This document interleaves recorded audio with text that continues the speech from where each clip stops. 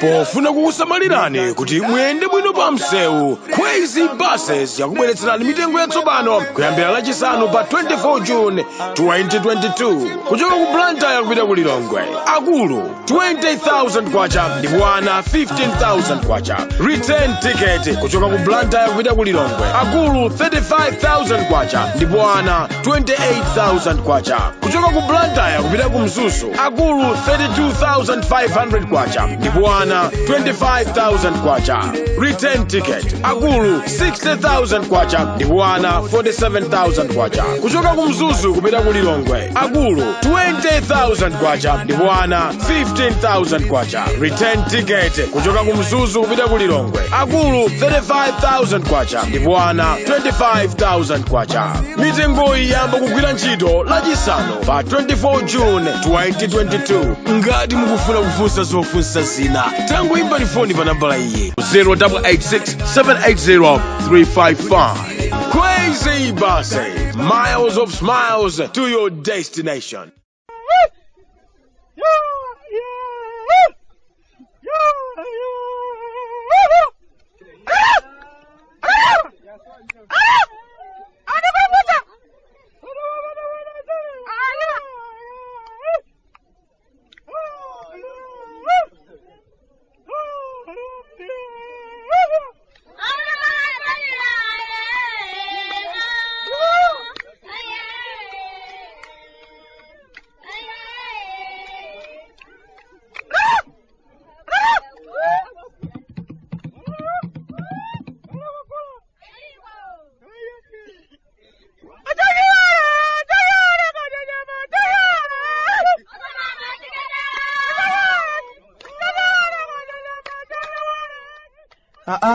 Kalata tinechoka kumudzi kumalawi.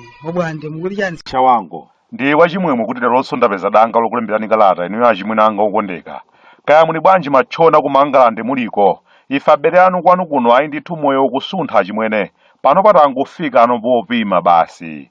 Kufika pangolimba mtima kuti iyi nanga ndiye loko ndilire kwambiri kudzechekacheka ndikamaliza kulirako ndiye anthu adya misoziyo. Kodi ndipita ni misoziyo ku sukulu kwa mwana ndiukanena kuti ndimveni chifundo ine taonani misozi yokha munthu nendazunzika. Ujeni ndiyamikire omwe aja akweze buses, basi zotsogola zimene zimayenda bwino kwambiri pakati pa Blantyre, Lilongwe ndi Mzuzu. Ukaguliratu tiketi ya basi yopita ndi kubwera ku ulendo pompo umalandira chidiscount chachikulu.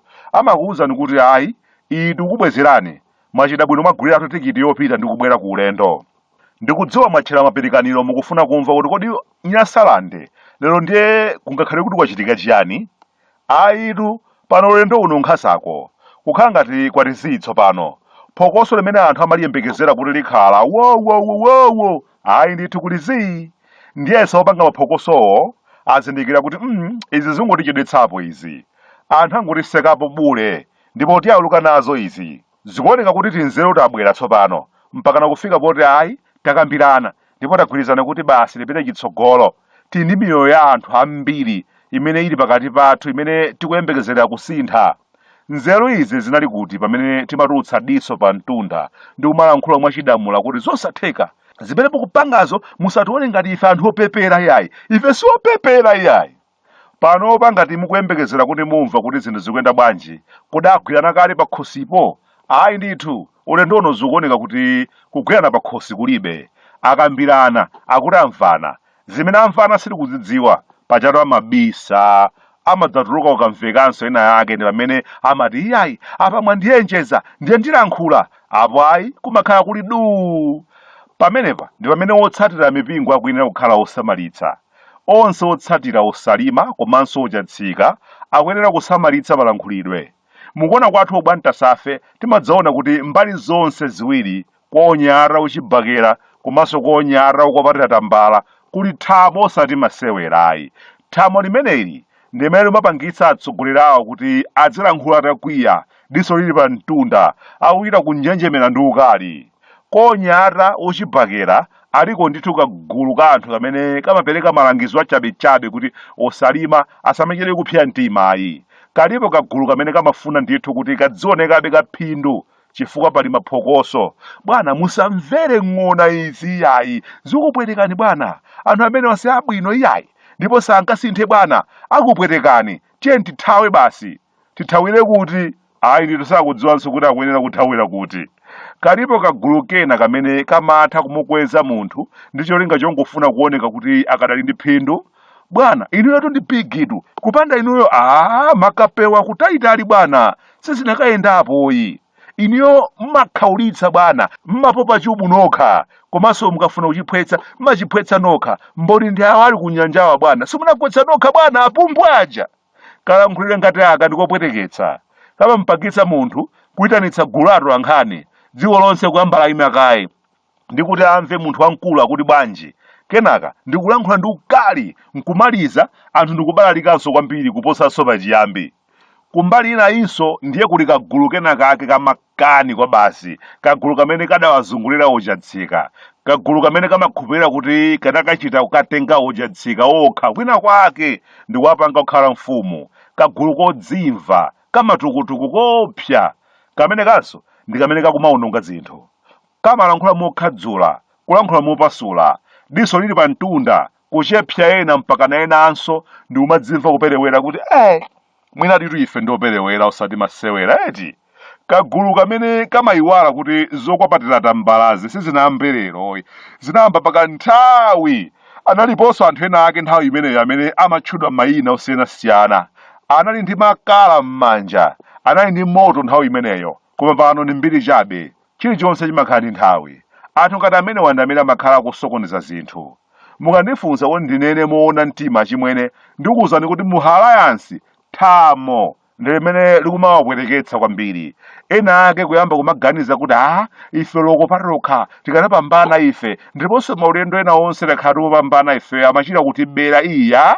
Awaso ndani awa, anabwera ndi mavuto angati iwowa, aina aphungu angati iwowa. Akagwera uko ife tipanga zonse tokha. Mayankhulidwe ngati amene wanda amene sakutithandiza.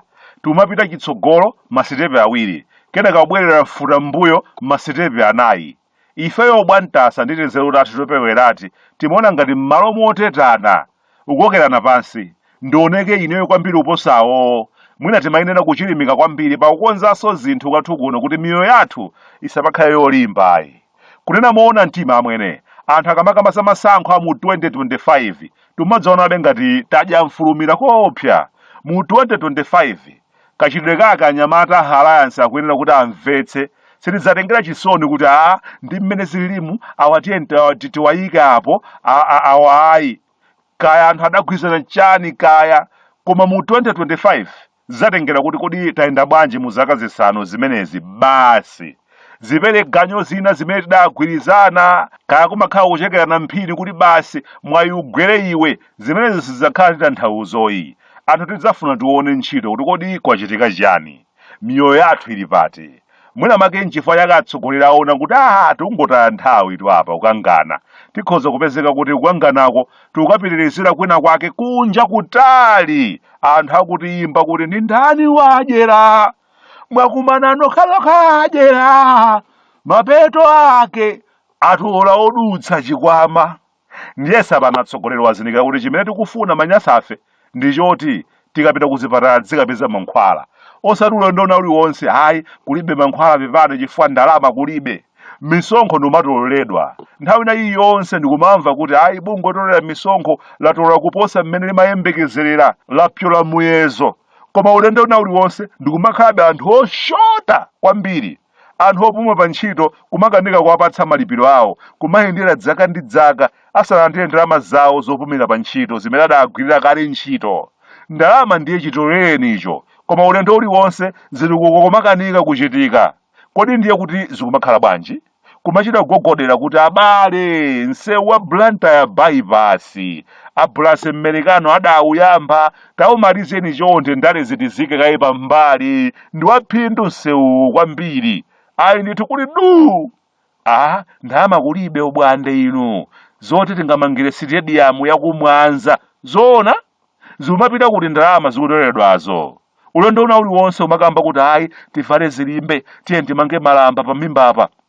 koma ena ndimapitirizabe kusolola ndalama za nkhani akagwidwa basi nkhani yake kumakhala yoti ayi tinawagwira ndiye tawapatsa belo basi nkhani isathera pomwepo. Lolemba likubwerali pa 11 Julayi ndi tsiku limene Africa yonse ikumbukira nkhondo yolimbana ndi katangale.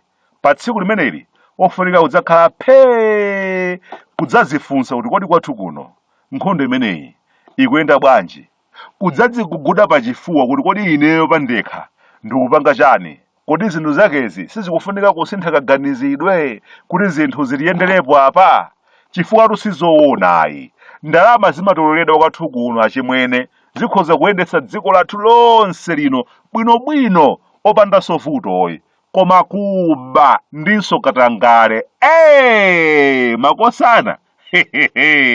Ata ine wano kuno kumudzi ku Malawi Bwande. Kuda kunyasalande sunga mvenze.